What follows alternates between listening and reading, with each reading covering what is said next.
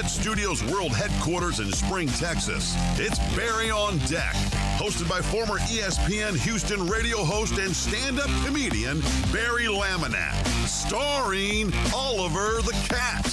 Written by Barry Laminack, produced by Barry Laminack, directed by, you guessed it, Barry Laminack, featuring sports, entertainment, special guests, film sessions, and some drinking. Okay, a lot of drinking. Viewer discretion is advised. And now, here's your host, Barry Laminack. What's up, you damn dirty deckheads? Welcome to Barry on Deck, abbreviated edition. I am your host, Barry Laminack. Thank you guys for being here.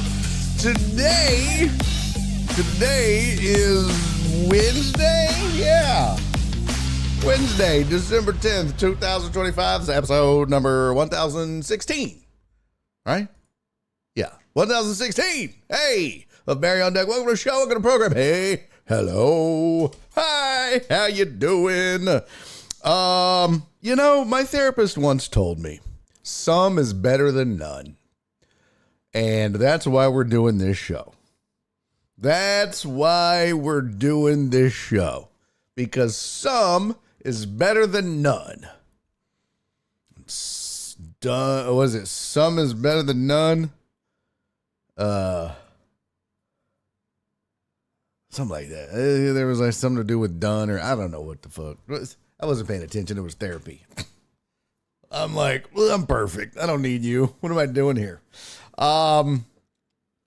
Honestly, just trying to get shit done. Got a big show in Dallas on Friday, headlining Hyenas Comedy Nightclub up there, and just had to get my shit done. I had to get a bunch of marketing and other things done. Shut up, John Dorier. Let's go. 30-minute show. So yeah, I just was consumed with it and needed to get it done, and hated to have to do this to you, but Dub said the sum of the whole is better than none of the holes. What? At first, if you just glance, it looks like the son of the whore is better than none of the holes. But anyway, I digress. I almost didn't do the show, but I was like, man, I teased them yesterday with some professional teases. I can't do that. We got to do something today. So here's what I'm going to do.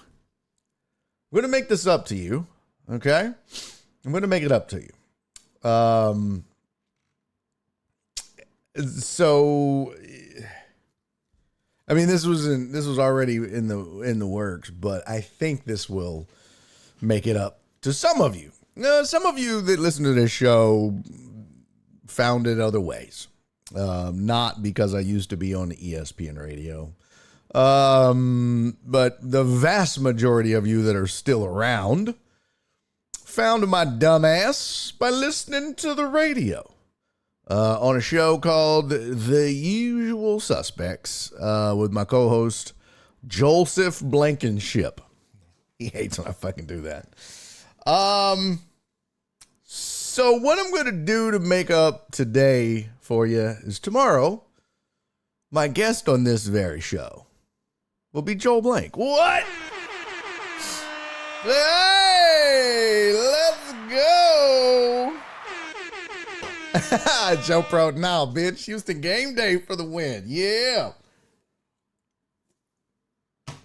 That's true. Some of y'all found me before that. That's true. So, tomorrow at 3:30, Joseph Blankenship will be joining the show. Now he has a hard out at 4:30, but we're going to get an hour hanging out, talking sports, shooting the shit, just like the good old days. Mark, of course you get Joel a few days after the Packers beat the Bears. I mean, it wasn't like that. It wasn't like that at all. It just kind of happened that way. But yeah, we'll get heavy and into the weeds on Packers Bears and what went wrong. Wait, is this right or did I just wake up? You just woke up, sheep. You just woke up. Fix your clock. Mark said, nah, you did it just to spite me. I would never do that, Mark. Ever. I mean, I would do that, but not to you. All right, so joining me tomorrow on the program, Joel Blank. You know him, you love him. He'll be here in the mix, and hopefully we'll have a lot of fun things to discuss. One big headline story for you that I saw coming on the air, because I really wasn't paying attention to much, but the University of Michigan has fired Sharon Moore for inappropriate relationship. They found credible evidence he was engaged in an inappropriate relationship with a staff member. I wonder what his name was. Okay. Oh, daddy. All right. Emotional damage. Yep, suck it, nerds. It says this conduct constitutes a clear violation of university policy, and UM maintains zero tolerance for such behavior. Biff Poggi was named interim coach. The news ends Moore's coaching career at 17-8, with his final game a 27-9 loss to Ohio State.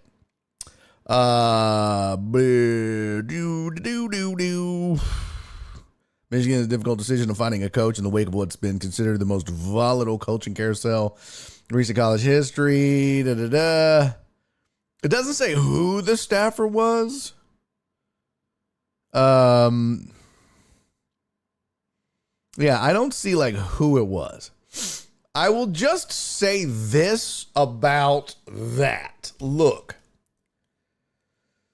the only reason Michigan did this is they don't want him there. They don't want him there. If Sharon Moore was if Sharon Moore's team, if Michigan was in the playoffs and considered one of the favorites to win the Natty, do you really think that they might suspend him? Of course, they would hold it until the end of the season and then do it. But look, I hate to be this guy, but teams don't fire you when you win. Now, unless it was like egregious, if it had something to do with, something awful, maybe the staffer was underaged or I don't know, the dean's kid, some shit like that. I don't know. But for the most part, I'd be willing to bet you, unless there was some nefarious, white people mean business when we say nefarious, unless there was something nefarious going on. This is simply an opportunity to get out of the contract with a coach who's not winning, not recruiting great, can't keep up with Ohio State, and it seems to be having the program headed in the wrong direction. This is simply a chance to get out of that contract without having to pay anything else. That's all this is, folks. That's all this is. I hate to say it. I hate to break it to you, but that's what it is. What does that mean? No, swept under the rug like Penn State. Yeah, that's true. That's true. That too. They would have either postponed it or just been like, you know what? Just don't do it anymore. Just don't let us find out. I'd love to know who it was. What up, Jeff Bell? What up, AJB? What up, Tony? What up, Joe Pro, B Hannon, Alex Villanueva, Mark G, Black Sheep, Donna, my sweet Donna, Mimi. What up, Memesters? B Hannon in the building. I'm trying to name everybody's names. Pippy Dubs, John Dorier. I think I got everybody. Nightbot, that raggedy bitch. Barry on Sports. Oh, got everybody, I believe. I got you, Dubs, right? Did I say? I said Pippy Dubs. All right, beat OSU 2 years in a row before this year and signed the number one QB prospect in the country. Just saying. Yes, just got shellacked. And I gave you his record. His record was 17-8. That ain't getting it. You can't go 17-8 and fuck up. And just lost to the rival. Down year. You're not even top 10, top 15. They don't like this dude. I'm telling you, Dubs. They wanted him out. It was a really cool story the year of the Harbaugh shit. But now you got to go out and win. And he ain't doing it. So, yeah, you're right. All those things did occur. But so did 8 losses versus 17 wins. 9-3 season. I mean, this is one man's opinion, but I'm telling you. If that's Bo Schembechler, they're just like Tony said. Let's just get this up under this rug right here. That's it. You don't hide shit for a 17-8 Sherrone Moore. You just ain't doing it. A 25-0 coach? What relationship? Shut the fuck up. Them's the facts. Titan Hugo said Udoka was winning and going to finals when he got the axe in Boston. Yes, he was. He absolutely was. Yeah, I don't really have a good answer for you there. I don't know what the relationship was like or whatever, but yeah. Just one man's opinion. I did think about Udoka when that happened, but this is I think a different circumstance. Maybe I'm not. Maybe I'm wrong. I just think in college football, when you've got a great coach, you do everything you can to keep him. And when you got a coach that you think you can do better than, but you still have a lot of years left, you look for a reason to get out of that contract. And this was it. One man's opinion, folks. I mean, I'm always right, but it's still an opinion. And yeah, Ime Udoka was winning and going to finals. I think he went to 1, but it was his second year. I don't know. Maybe Michigan told the staffer, do what you do. We need him gone. That's funny. Okay. So yesterday, the whole point of this show, yesterday I told you I had some non-sportsy stuff I wanted to get to. We're going to be pretty sports heavy tomorrow. Maybe Michigan. Oh, I already got that one. We're going to be pretty heavy sports tomorrow for show. We're going to have fantasy updates. We'll have Joel Blank, like I mentioned. Dub said he'll be the Chargers next OC. Yeah, that would be funny. I doubt it, though, but that would be pretty hilarious. So I promised you some stuff yesterday that I want to deliver upon. Gave you a couple teases. Some road stories. Watch some shows on Netflix that I have thoughts about.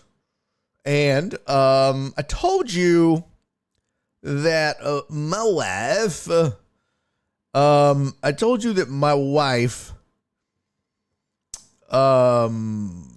bought some. My wife.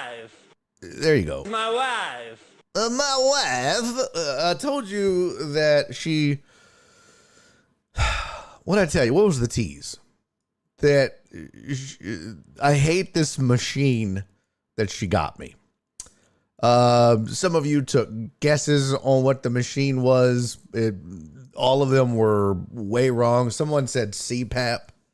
Okay, fuck you. I'm fat. But no, she didn't buy me a CPAP, asshole. I already have one.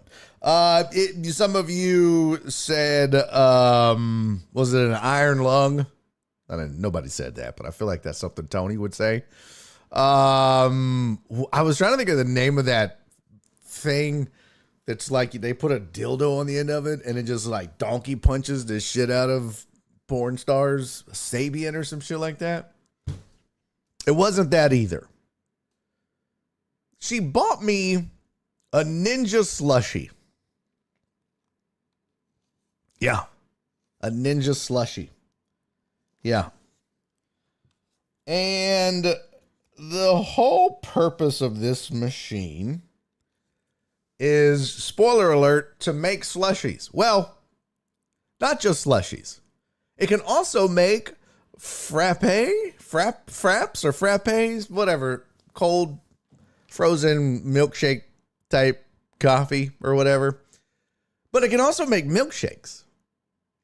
So it can do slushes, but it can do alcohol beverages. So it could do like a frozen margarita. It could do all kind of, frozen slushies. It could do milkshakes. It could do some cool shit. Now, I already have, she bought me a few years ago, a Ninja Creamy, which can make ice cream. It can make, makes a whole bunch of other shit. Mark said, so it's a blender. No, it's not a blender, jackass. Not even close to a blender. I know what a fucking blender is. It's not that. In fact, I'll pull it up, you jackass. Ninja Slushie. Oh, let me go to images. Oh, that's Macy's. Yeah. Where's Shark Ninja? Oh, that's no, not that one. Reject. Yeah, she didn't give me this one. This was there we go. What the shit? What the shit? Excuse me. My bad. Oh, there we go. So this is the what? This is the one she got me. Go away. There we go. Okay.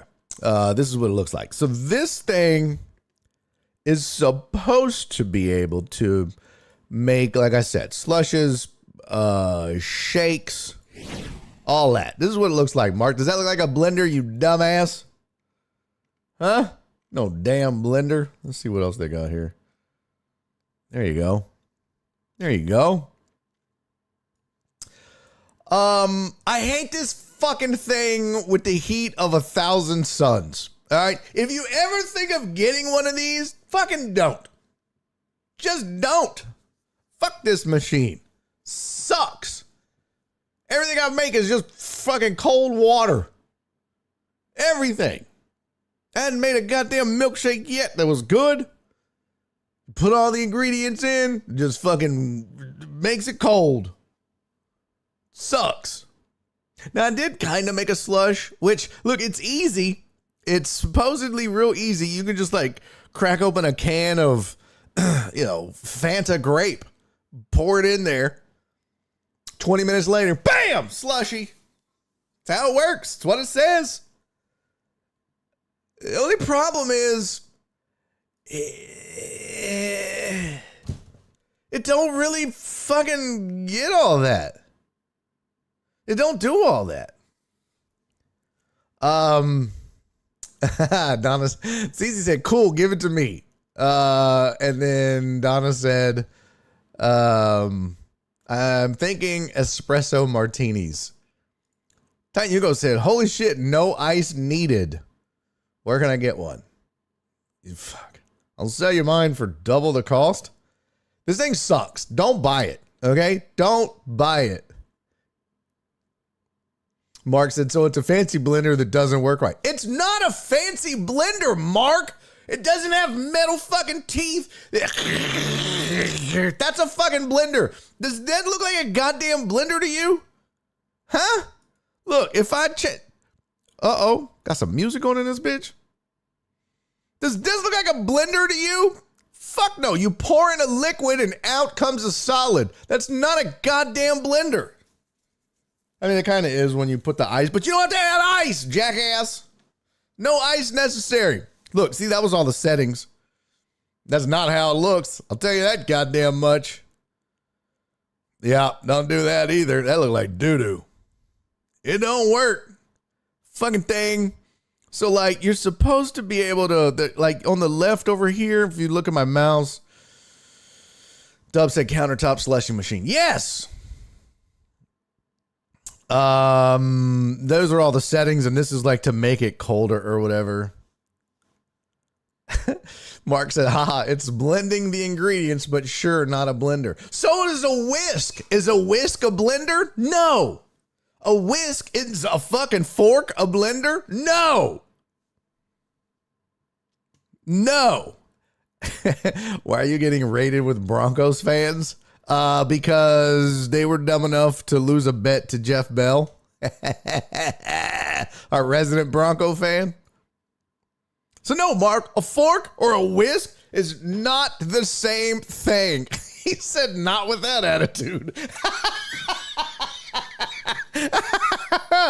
Oh, fucking Mark, that's hilarious. I wish that would have came across sooner. The timing would have been way better, but that's hilarious. Dubs, shut up. Dub said, whisk is a manual blender. No, it's not. It's a whisker. It's a whisk. It's a whisk. Shut up. It's a whisk. I know goddamn blender. A blender is a machine that's got some fucking teeth in it, and then you got a plastic thing, and you pour shit in there, and you set it on top, and you turn it on. Now, there's like the bullet or the rabbit, or that's a sex toy. Whatever the fuck it is. You know, it's a goddamn, a blender is a machine. A whisk is not a blender. Neither is a fork. No, in the history of blending shit, no one's ever like, hey, now what you do is get you some ice and some soda and take your whisk and you whisk the shit out of it. Bam! Slushy. It's not how that fucking works. You got to put the ice cubes and the drink, and then it's got to crush it up and blend it. This is a goddamn slushy machine, and it makes the slush, it gets it cold, and then it keeps it. And it hangs out until you dispense it. In theory, motherfucker don't work. Amos said add some evaporated milk. Yeah, I don't know. I'm trying all kind of shit. It's just fucking maddening because anytime my fat ass is like, ooh, I want a milkshake. Because last time I used 2% milk along with heavy cream, sugar, and vanilla extract. Because that's the recipe in their book. Now, it does say don't use 2% milk. You got to use, whole milk. The fat content helps. Ninja's got a blender. Exactly. They have a blender already. Mark. G, which stands for G, you're stupid. Okay. See, you're supposed to pour in the liquid, set the setting, and then fucking dispense. Nope.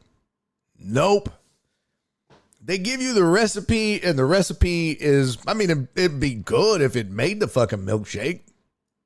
And I've tried everything. CC's all still, cool, give it to me. No! But now people are saying you need to try condensed milk, add some xanthan gum. Like, what the fuck am I, a chemist? It's supposed to be fucking easy. Pour in, slush out. Sucks. I don't know how this got a 4.6. This must be 2,500 plus 2,719 people that work for Ninja rated this raggedy bitch. Fuck those 2,719 people. Only ones being honest on this bitch are the 2-star and 3 and 1-star people. That's it. Thing sucks. I'm so mad. It's like $270. I think she got it on sale better than that, though. Well, I know why now. God, I'm so mad. Titan Hugo said, so how does it make a slushy? Are you hooking it up to a Freon tank? No, it's in there. It's all in there. Look, let me see if I can find a Let's see. Ninja Slushy in action.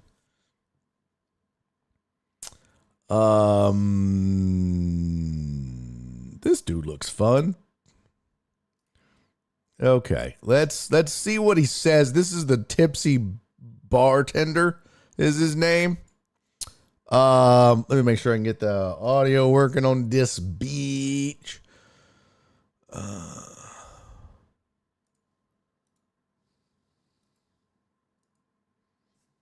What the shit? Oh, yes. Oh, I forgot for a second what the hell, how the hell I'm supposed to do that. I still don't understand why I have to do this every time. It just doesn't make any goddamn sense. All right, here we go. All right, so this is the slushy shit. All right, check this out. Oh yeah, oh yeah, oh yeah. Oh yeah. New Ninja Slushy Max, and it's even doper than the Ninja Slushy. I'm gonna make a drink by pushing just one button. Slush assist, right? Vodka.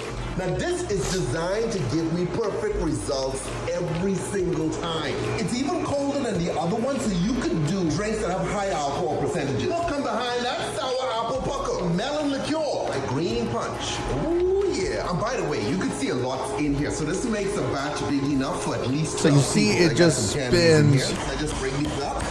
Oh, he's putting some candy in that dude? But you're not supposed to put solids in it. This whole time, check this out. It says enjoy. So this is good to go. Check it out. Oh yeah. Oh yeah.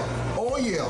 Oh That's yeah. it. Ninja homeboy, little straw. It's the crushed candy. This is how it's done. And there you have it. Green Paradise made in a Ninja Slushy Max. Whenever these dudes call, I know it's always going to be. Yeah, that's what it's supposed to do. So you just pour the liquids in, and so you can see. Let's see if I can find a better photo of it. No, that's not a good photo. Ah, here we go. Yeah, we'll go to that photo. So if you see in this photo, yeah, you still can't see that shit. But you see that little blue thing there? That's like that's a spinner thing. Yeah, the barrel has the refrigeration coils in it. Yeah. So inside that barrel wraps around this big metal drum, and that has, I guess, the cooling or the refrigerant in it. And so it spins and gets cold and supposedly makes slushies. It does. It's got all that. It's a heavy little fucker. I know that. It's a heavy. No, you're good, Perry. You know, I was telling everybody some is better than none. So fuck this. I'm so mad because the shit don't work like it's supposed to. So I'm going to keep experimenting with it. But if you see these bitches on sale for the holidays, don't get it. Don't get it.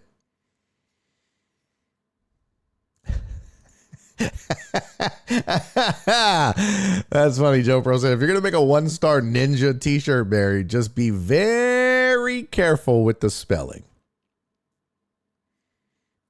Mark said, fuck, you can buy a blender at Walmart for like $25. Yeah, but then you gotta go get ice, all that shit. No thanks. Amos says, my friend has one. It's never frozen before the fourth quarter. It takes 3 hours. God damn. 1starblender.com. That's so funny. Yeah, well, fuck that thing. I have road stories galore. Well, not galore, but I was, this past weekend I was in San Antonio.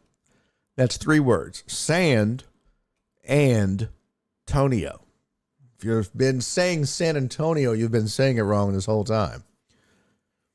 I was in San Antonio. The auger scrapes the ice off the barrel. What? Yeah, what?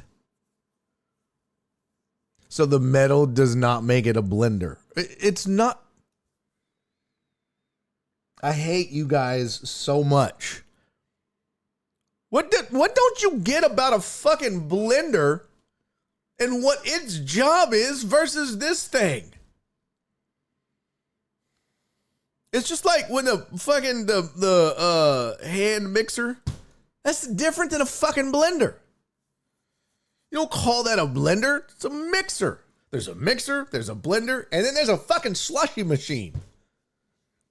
Oh my God, I almost hate you as much as I do this goddamn machine. Hey, what up, Robert? Good to see you, pimp. I was on the road Friday and Saturday. I was in San Antonio, and my ritual as of late after shows is to, it's closer to a daiquiri machine. Yes, Perry, thank you for being the voice of reason around here, for fuck's sake. It's a daiquiri machine. Thank you. So I was in San Antonio Friday, Saturday, and my post-show ritual. What? Wow, that was aggressive. Look at that. Somebody else besides Total Dallas got timed out. Holy shit. TD has been marked safe for the day. Bye, John Dorier. See ya, buddy. That's what you get. Bye, Felicia. Bye, have a great time. Bye. Get the fuck out of here, you fucking accuser. Get out. Well, see you later. Get out of here. Goodbye, everybody.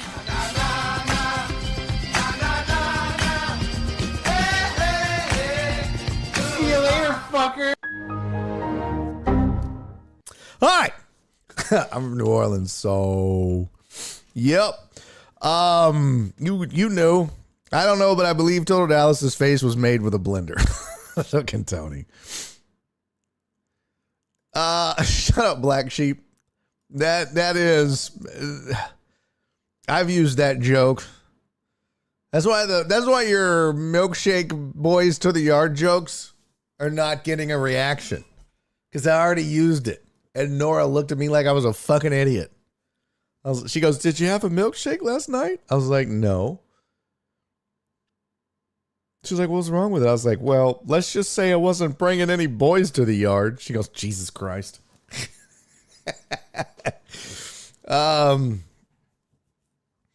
Alex at the frozen lemonade at Popeyes is made in a machine similar to this. I work on these all the time. Yeah, thank you. Do they call it the blender? Hey, would you like me to get you a slushie out of the blender machine? Fuck no.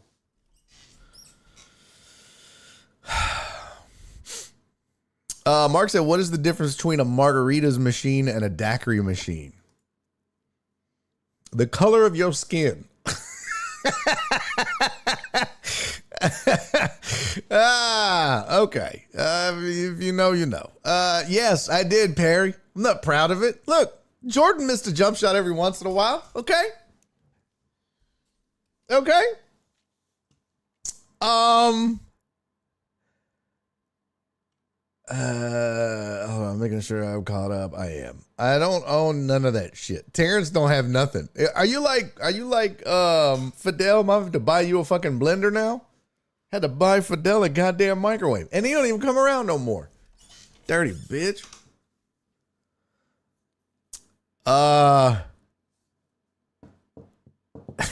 Yeah, John Doray said, is it a slushy machine if it didn't work? Hate you so much. I'm so glad you got timed out, you raggedy bitch. Alex at ours is called an Ultra 2. Oh. Okay. Gotcha. All right. Road stories. So my post-show ritual usually when I'm on the road, for sure. When I'm home, I just kind of come home. I do a little meet and greet with the crowd and then bring it on home to mama. On the road, especially because most of the time, like 99% of the time, Nora is not with me. She's, obviously here, has to work or whatever. So, my post-show ritual, a lot of comics go out, they go to clubs, they go to bars, and I don't do that shit. I like to go to a cigar bar or back to the hotel, if they have a bar or a means to do so, and smoke a cigar and have an old fashioned. That's my post show. So I was at this. If it doesn't work, is it made by McDonald's? That's funny.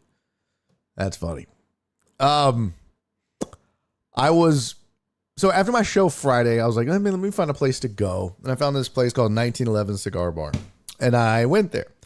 And there was just like 4 people on the patio. That's it. That's all there was. Me and 3 other dudes. And had my little drink, did my thing, just watched some TV by myself, chilled out, no big deal.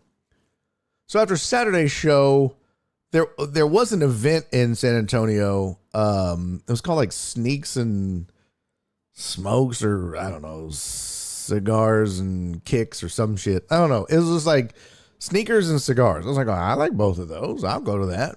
Well, it ended at 10 and we didn't even get out of the venue until 10. So I was like, damn it. I think I'm just going to go back to that 1911 cigar bar or cigar lounge and just chill out.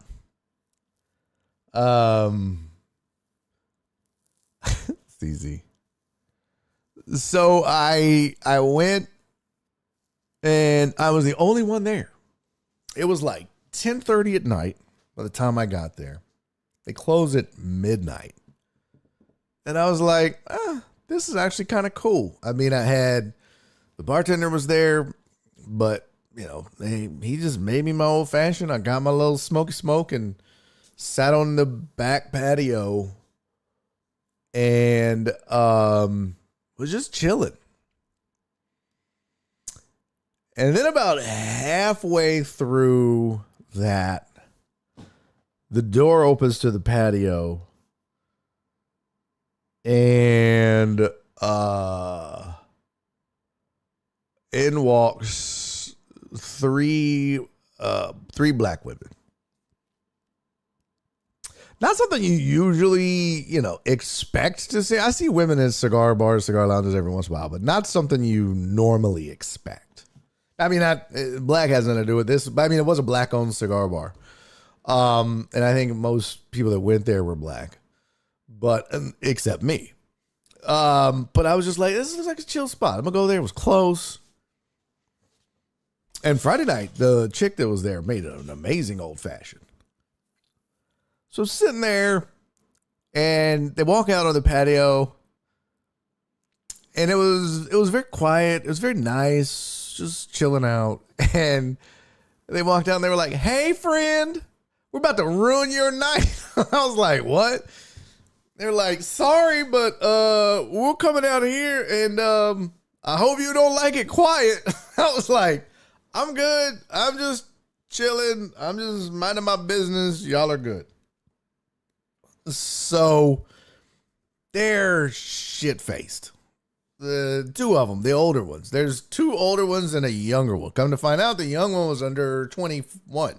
She wasn't even drinking. The 2 older women, both in their 50s, were like, and I know all this because we had deep conversations later, but they're like, we just got back from a 5-course wine tasting meal. I was like, oh shit.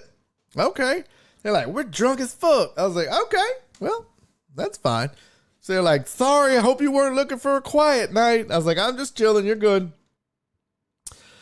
So we're sitting there and they just start trying to make small talk. And they're like, are you from here? I'm like, nope, I'm from Houston. They're like, oh, the hell you doing here?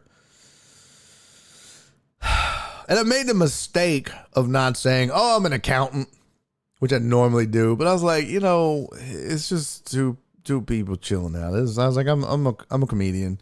They're like, what? Oh no, what? Are you gonna put us in your show? I was like, that's not how it works. That's not how it works. But this one chick came up and sat next to me.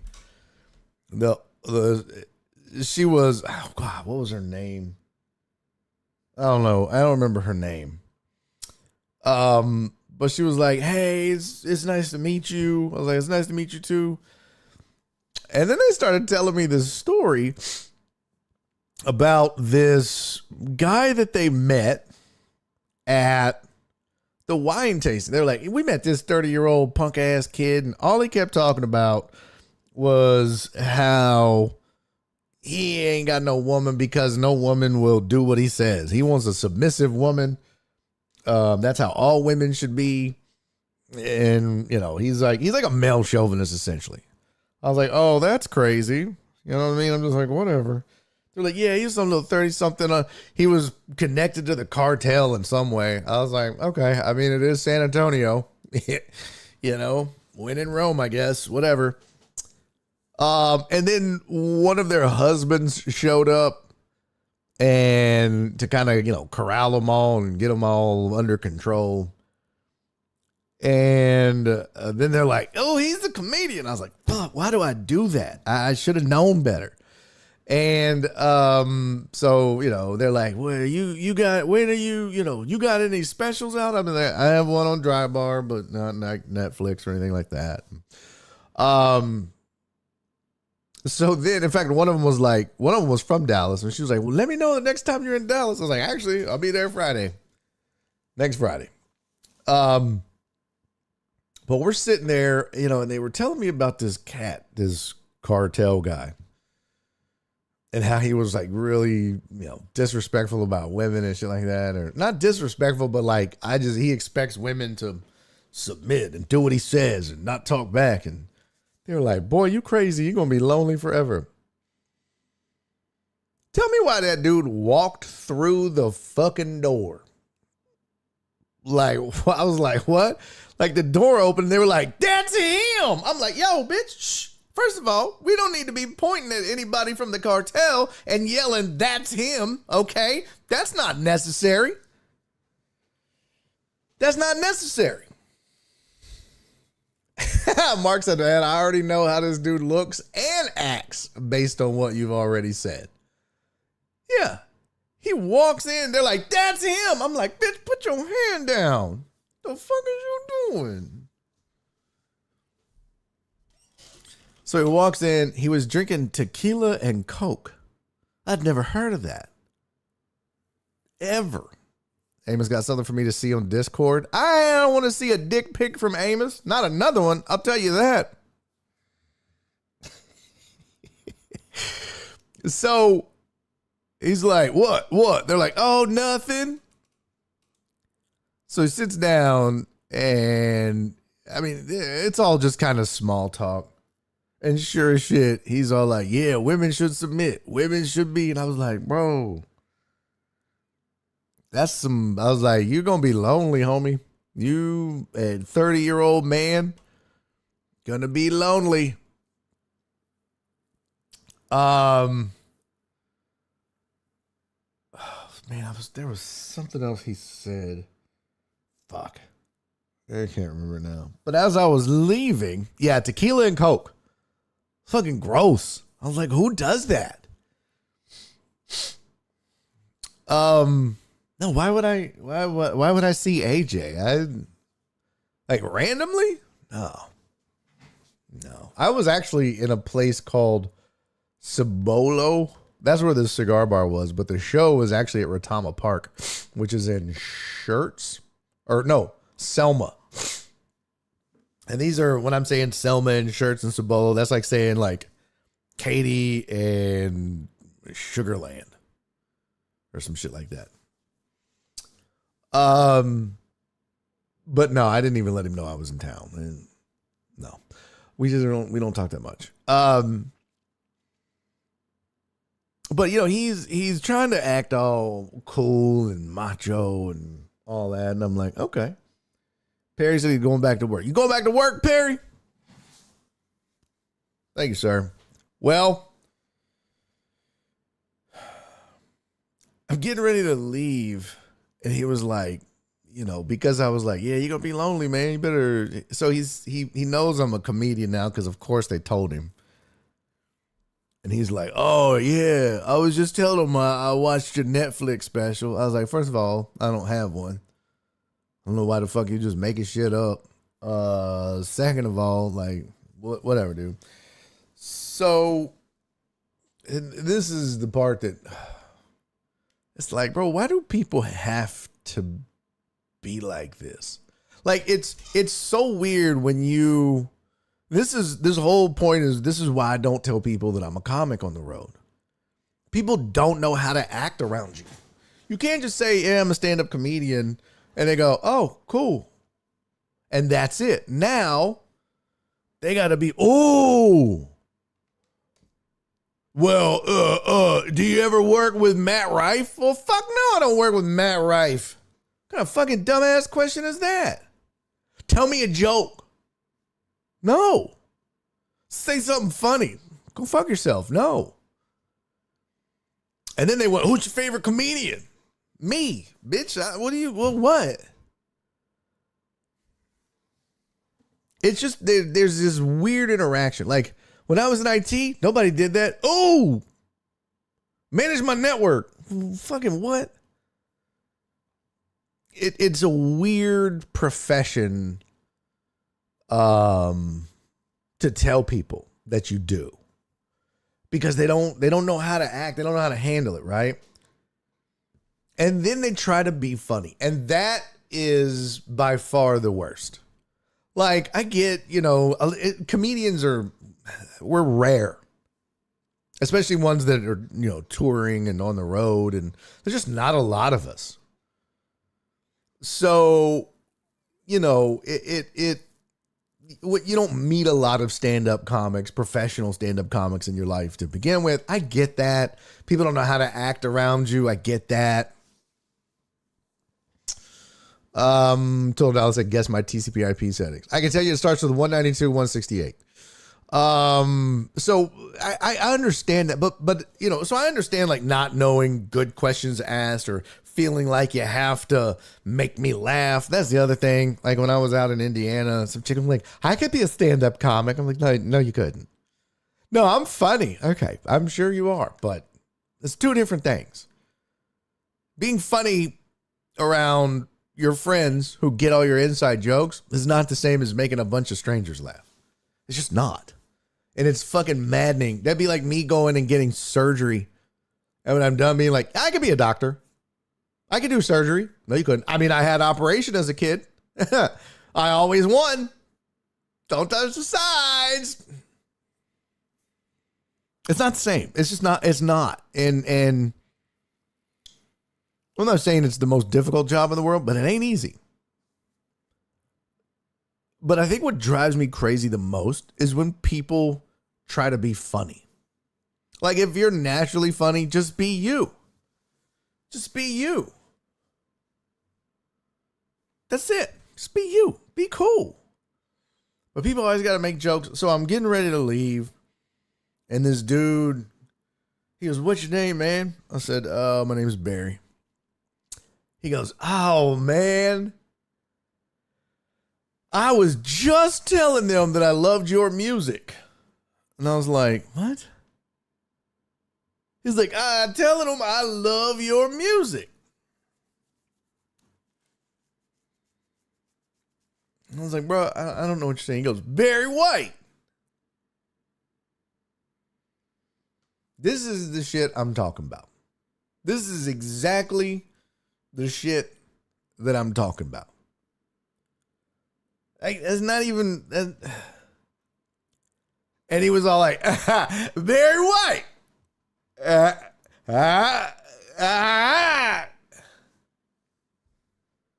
He wasn't even drunk, B-handed. That's the crazy part. This motherfucker was stone cold sober. And and he had stuck his hand out because I was leaving. So I just patted him on the back and went, well, you tried. That was it. And of course, the other folks that were on the patio with me died laughing. Because the way I patted him on the back was like a disapproving father kind of pat. I was like, well, you tried. And I just left. And I could hear him when I went to my car. I could still hear him talking shit to him. He made you look stupid. I'm like, wait. Let's not tell the cartel guy.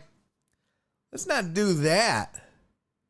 Let's not let him get my license plate or no shit like that. We don't need all that. We need all, I mean, you could laugh, but it'll be like, oh, he showed you. He made you look stupid. You should get revenge. Whoa, bitch. Whoa. Whoa. What the fuck? What? No. Shut up. Amos said, nah, you should have told him square up. Yeah, I'm not really about fighting a cartel guy. Tanyuko said, I thought this story was going to lead to where you got booked to a cartel party. Man, that would have been a much better story. I don't know that I would go, though. I don't know that I would take a cartel booking. I just don't. Mark said, my funniest moments come unplanned. I'm not inherently funny. Once a month, I strike gold on accident. Yeah, everybody has the ability to be funny to a degree or make people laugh every once in a while. It's just, there's some people that, it's just, I don't know, it comes natural. And you learn how to take it and use it. And, I don't know. Funny you bring up Matt Rife. Christina, the girlfriend, was talking about him today about how he bought up a whole bunch of haunted shit like dolls and whatnot. Yeah, it's weird. Like he bought the Nora and I have been watching all the scary movies. The Conjuring. Annabelle the doll, he bought that motherfucker. Like, why would you do that? That's creepy.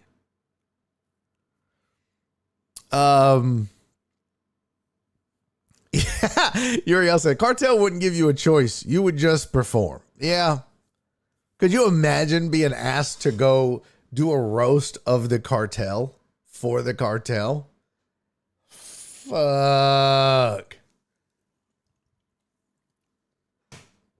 They'd be like, we want you to come do a roast of El Chapo. Fuck you. Have you lost your fucking mind?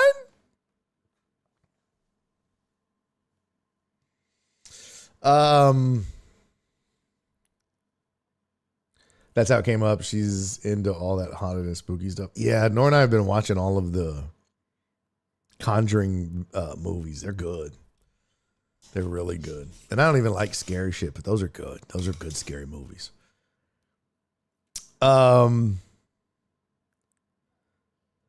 just told her Dallas have family in San Antonio.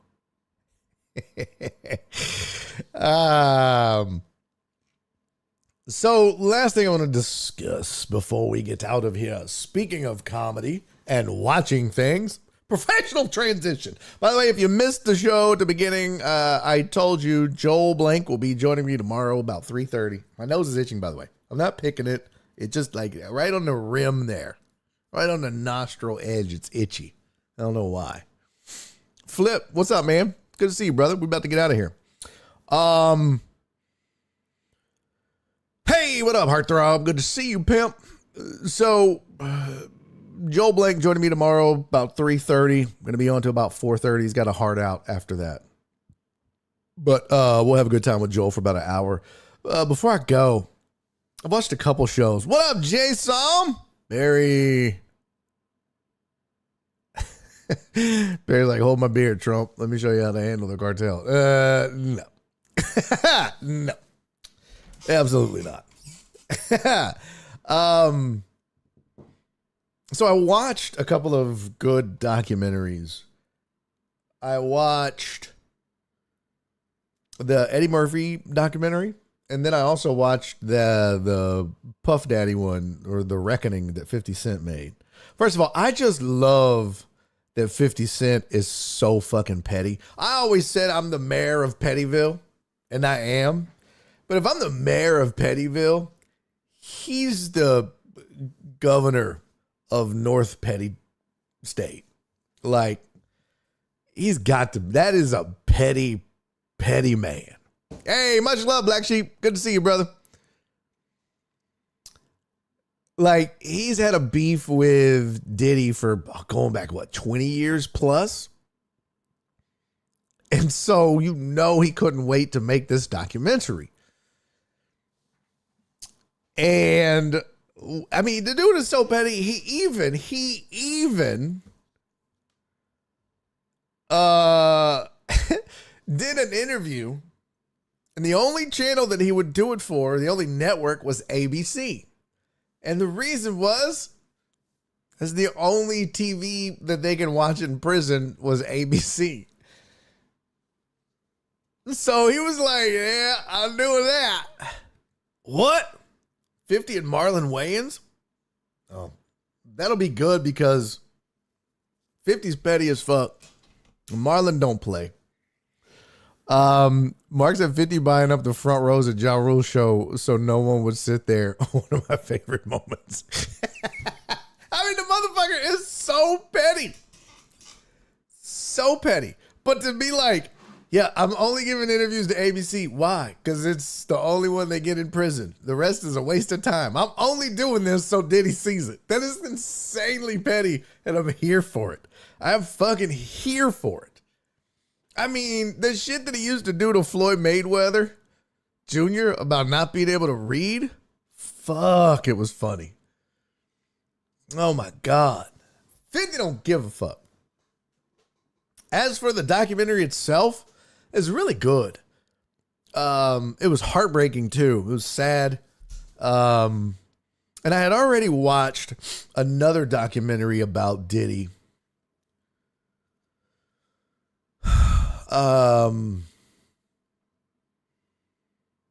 God, yeah, it was back when I was in Albuquerque. And so that was a while ago. It was earlier this year. But it was, yeah, like Mark said, it was interesting, but also sad. And I still can't believe the dude only got 50 months. That's crazy. That's crazy. But he'll be ruined though. There's so many civil litigation trials pending. There's so much civil litigation that's pending. He's going to go broke just settling. He'll go broke just settling. Much less trying to defend himself. So anybody that can take a shot at him is, and rightfully so. Rightfully so. When you watch it, you realize and I've always been the guy like, people with power aren't as bad as people say. Maybe they are. What's the old saying? Power corrupts absolutely. But absolute power, what was it? What was the saying? Like power corrupts absolutely, but absolute power, I don't know. Let me see. I got to find it. Now I'm going to drive me nuts. There we go. Power tends to corrupt, and absolute power corrupts absolutely. There you go.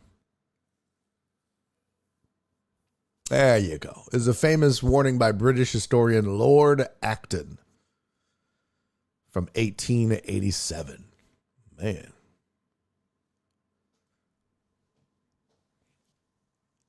Oh, I didn't realize it goes. Great men are almost always bad men, even when they exercise influence and not authority.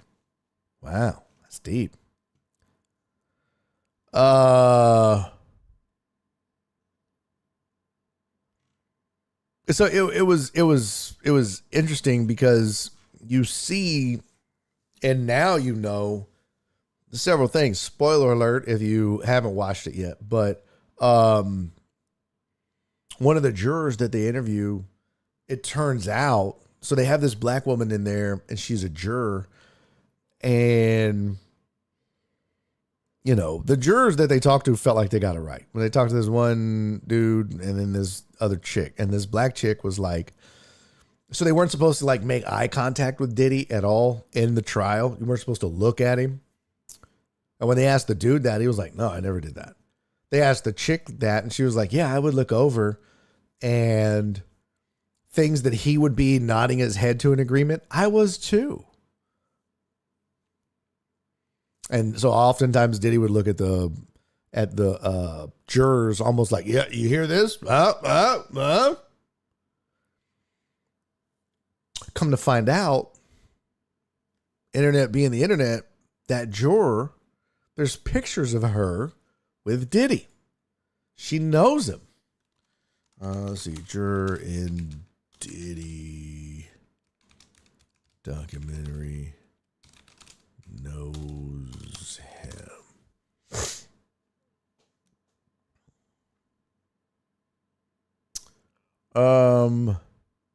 Let's see.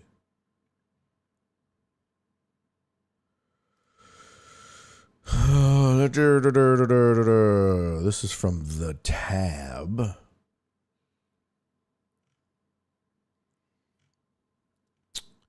People on social media were not impressed by Jur 160's knowledge of Diddy and Bad Boy Records. She knew all the songs. And the other guy was like, I have no idea. I don't listen to rap music. Welp. They were saying that she knew Diddy, that she was, like there was a picture of her. I'm trying to see if I can find it.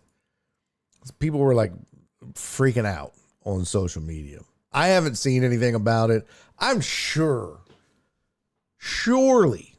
the documentary makers or the court says somebody would have done their homework. Been like, you know him. You've met him. But let's see. The jurors, this is just Netflix. The jurors that agreed to sit down for the documentary are disgusting. Yeah.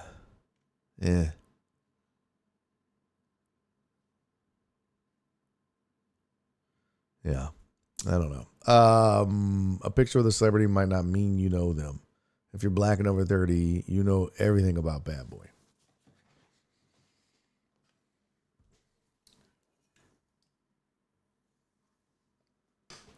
I do agree with you in there. Be handed more money, more problems. Yeah. More money, more problems, more creepy.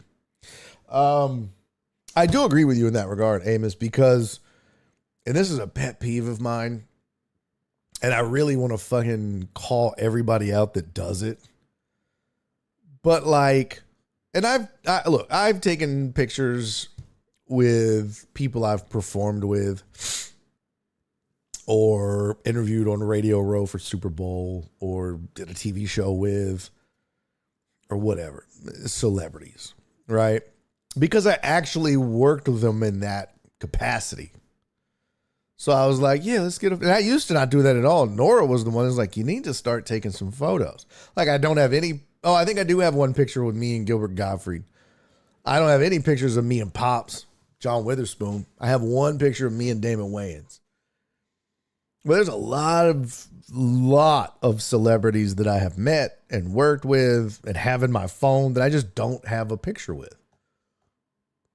Billy Gardell, Kid. I mean, a lot. I'm trying to think of else. I didn't get a picture with Bun B when I did the TV show with him, but I mean, we had the whole episode together. But I just don't do it as enough. But I only do it when I work with them. And then I'll post and be like, hey, man, this was so dope getting to work with so-and-so, a nice person or whatever. But I see so many comics that will take an obvious meet and greet photo where they were at the show in the crowd, and then they will go up to the comic afterwards, or they might run into them in the lobby, get a quick photo, and be like, man, it was so dope kicking it with XYZ. It's like, bro, it's obvious this is a fucking meet and greet photo. Or you'll just see them use it as their marketing. It'll be on their websites or their promo material. And it's just like, this would be like all these bitches taking pictures with Chris Brown being like, y'all see my prom date? Man, shut the fuck up. That's just not what that is.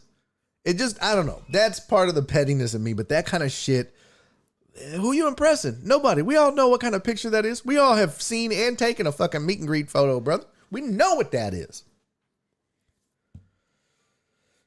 What?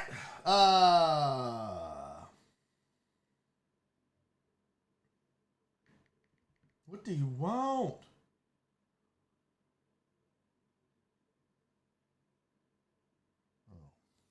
Interesting.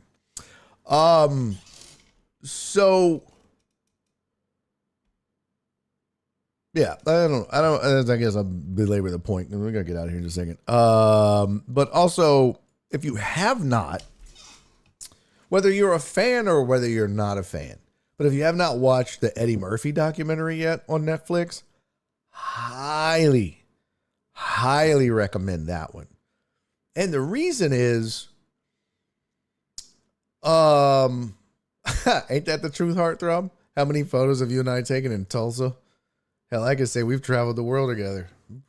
You kind of have. You've traveled most of the middle part of the country hanging out with me. But definitely take the time to watch that Eddie Murphy documentary on Netflix. 10 out of 10. 10 out of 10. It was, and I'll say this, even as a comedian and as a fan of Eddie Murphy's growing up, I did not know most of the personal stuff about him. You know, you only see Eddie Murphy in his movies or on stage or SNL, whatever. I had no idea that he was like he is. I had no idea about his personality. I didn't know, there was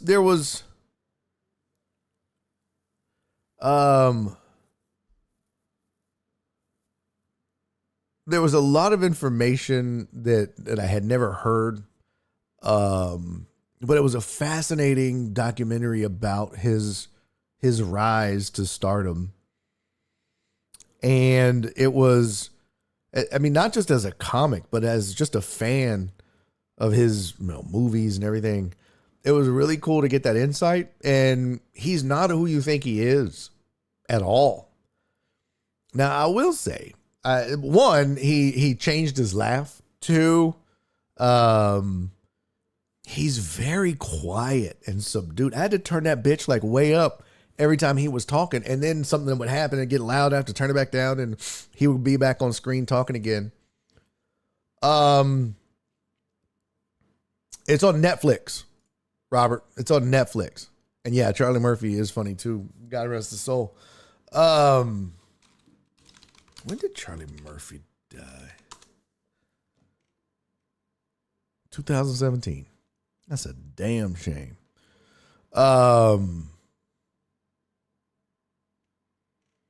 But I was gonna say,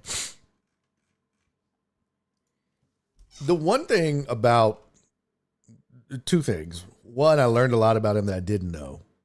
And you get some insight into Hollywood too. And I had known about this or talked about this before, but they were talking about the fact that for a very long time, like Eddie Murphy really is a trailblazer. And I don't think you would really hear a lot of people say that. And that's what the vibe you get from this documentary. Now, it used to be this thing that Hollywood would only allow one black major mega superstar celebrity at a time. And that was it. In the 60s, it was Sidney Poitier. In the 70s, it was Bill Cosby. And then it was Richard Pryor. And then it was Eddie Murphy. But they could only be one at a time.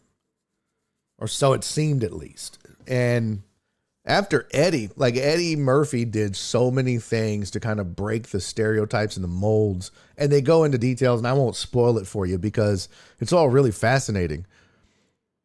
But he blazed a trail. He blazed a trail for essentially Black Hollywood today. Like, if it's not for Eddie Murphy, there's probably, a lot of stuff that would still need to be changed or fixed in Hollywood, at least for black actors and actresses. But he broke that mold and continues to do so. And it talks about his fallout with Saturday Night Live. It talks about why he doesn't do stand-up anymore. It's a really fascinating documentary, and not just because I was a comic, but also, and look, if you watched it or you watch it, just tell me if I'm crazy. Every once in a while, I'll listen to him talk during the documentary, and I was like, he sounds sweet. Now, there ain't nothing wrong with it. Ain't no judgment. But every once in a while, I'm like, he sounds sweet. He sounds happy. And it was like, and I kept waiting for him to talk about, didn't he get busted with like a transvestite prostitute or whatever? I kept waiting for him to bring that up. They never did. But I was like, okay, well, that's an interesting and substantial thing to leave out of a documentary. But it may have been that he was just like, yeah, we're not going to talk about that, and I'm not going to do that. Let's see. Prostitute. Okay. Didn't spell that right.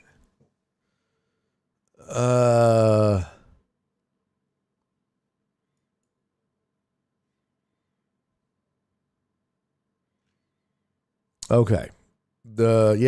Shalimar Ciula, known professionally as Shalimar or Addison Ciula, was an American. Damn, she's dead too? And she died in 98. An American transgender dancer and public figure who gained infamy when she was seen getting into the car of actor Eddie Murphy. Sex worker was being watched by police before getting into Murphy's SUV. Ciula was unaware of who the driver was. Murphy was pulled over by police, questioned for 30 minutes, then released. Ciula was arrested for an outstanding warrant on prostitution. Murphy claimed he was just being a good Samaritan by giving her a ride home. You see? Overnight, the story made headlines. And was later parodied on an episode of Saturday Night Live.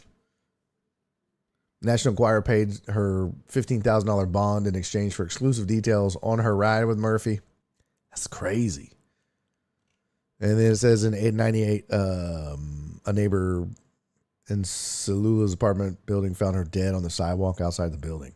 Damn. Discovered wearing only her bra, pants, and a towel. Suspect she was locked out of her apartment and tried to use a towel on a rope to slide or swing down from the roof to an open window. She fell 5 floors and suffered severe head trauma. God damn.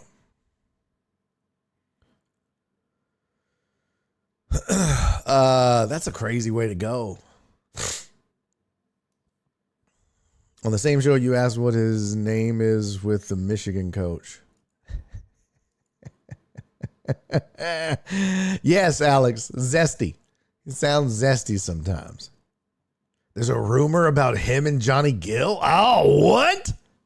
Didn't know that. Yeah, having your 18th birthday at Studio 54 was a crazy flex, right? Barry and Joel Blank and Nick need to get together to get into this battle with Unc and Ocho. Yeah, what is this about? I don't understand. You mentioned this yesterday, Hugo. I told Alice, I guess I'm going to stop giving people rides. Yeah.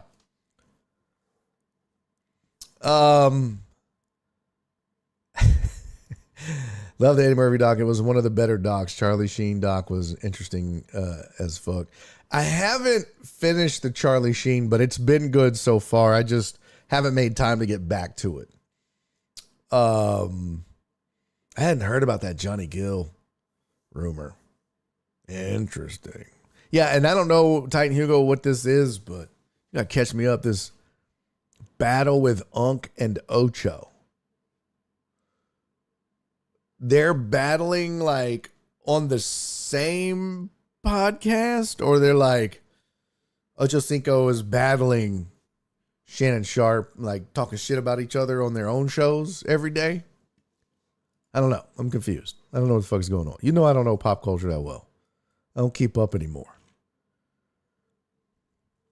Yes, Eddie and Johnny Gill was a pretty popular rumor. Oh. They want to challenge all the podcasters in anything. Oh. I'd fuck them up. I don't need Joel and Nick for that. I'd fuck them up. Surprised you didn't know about it, Trim. No, I didn't. That's crazy. I didn't hear about that. Hold on. Where is it? Yep. Okay. Don't need that. B-ball, bowling, chugging beer. Oh, you mean like challenge, like physical challenges, not just like the shit talking challenge or whatever. You mean like they want to do physical challenges? Oh, yeah, I'm too old for that shit. They'd fuck me up. I'd lose in all three of these: b-ball, bowling, and chugging beer. Terrence, my show look good tonight. That's funny shit. Yeah, I'm not doing all that. I'm too old, Ty Hugo. Not challenging these young bucks. Perry said, okay, maybe you're not black. Spoiler alert. I'm not. All right, let's get out of here. I got everything I wanted to get in for the day. And tomorrow, we'll get the rest of the stuff in for the week that I promised you. We will get it all in, people. I promise you. Promise. And that includes my boy Joel Blank joining the show at 3:30. And we'll go till we go. So come hang out with me tomorrow. All right? Let's do it. Let's have a good time. We'll finish up the week strong having Joel here. That'll be a good time. That'll be fun. In the meantime, and until then, do me 3 favors. Be safe. Be kind. And most importantly, fuck them kids. No, love each other. Yeah, that's it. Bye, Robert. I love you, King. I sure did miss you last show. I texted your wife just to check on you. Hope that was okay. Just wanted to make sure you guys were okay. Love you, buddy. Mark, thank you, brother.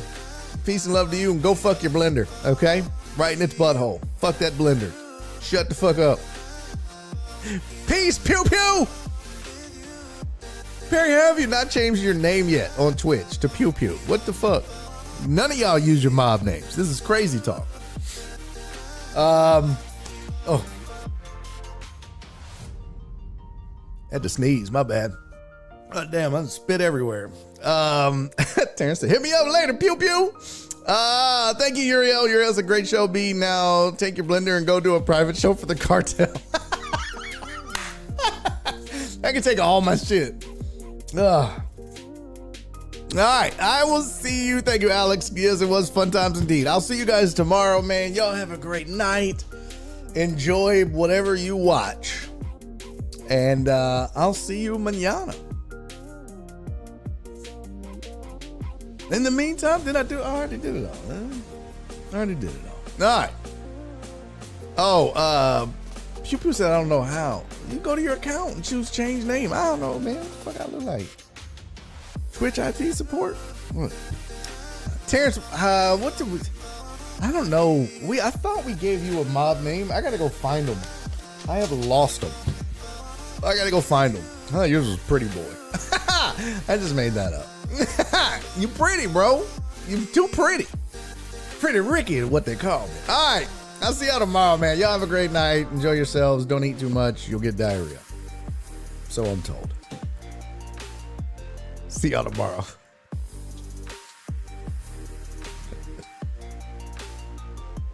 And he's making a YouTube video.